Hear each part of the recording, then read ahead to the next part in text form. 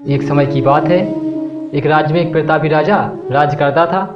एक दिन उसके दरबार में एक विदेशी आगंतुक आया और उसने राजा को एक सुंदर सा पत्थर उपहार स्वरूप प्रदान किया।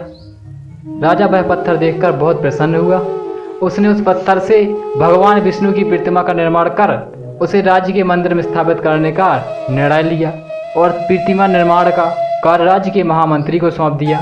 महामंत्री गांव के सर्वश्रेष्ठ मूर्तिकार के पास गया और उसे वह पत्थर देते हुए बोला, महाराज, मंदिर में भगवान विष्णु की प्रतिमा स्थापित करना चाहते हैं। 7 दिवस के भीतर इस पत्थर से भगवान विष्णु की प्रतिमा तैयार करके राजमहल पहुंचा देना। इसके लिए तुम्हें 40 स्वर्ण मुद्राएं दी जाएंगी। 40 स्वर्ण मुद्रा की बात सुनकर मूर्तिकार बहुत खुश हो गया और महामंत्री के जाने के उपरांत प्रतिमा का निर्माण कार्य प्रारंभ करने के उद्देश्य से अपने औजार निकाल लिए। अपने औजार में से उसने एक हथौड़ा लिया और पत्थर तोड़ने के लिए उस पर हथौड़े से वार करने लगा, किंतु पत्थर जिसका तस रहा।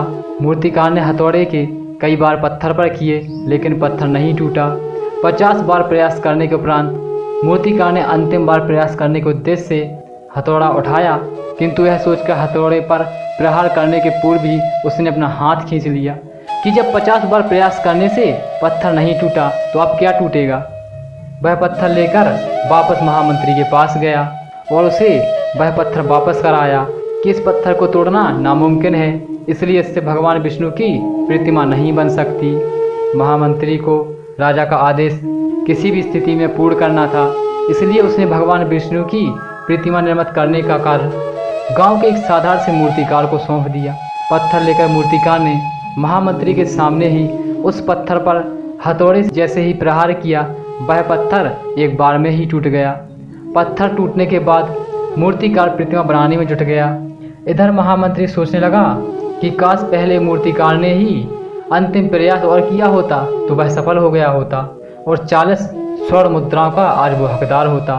दोस्तों, हम भी अपने जीवन में ऐसी परिस्थितियों से दो चार होते रहते हैं। कई बार किसी कार्य के पूर्व या किसी कार्य के सामने आने पर उसका निराकरण करने के पूर्व ही हमारा आत्मविश्वास डगमगा जाता है और हम प्रयास किए बिना ही हार मान लेते हैं। कई बार हम 1-2 प्रयास में असफलता मिलने पर आगे प्रयास करना छोड़ देते हैं, जबकि हो सकता है कि कुछ प्रयास और करने पर कार्य पूर्ण हो जाता या समस्या का समाधान हो जाता।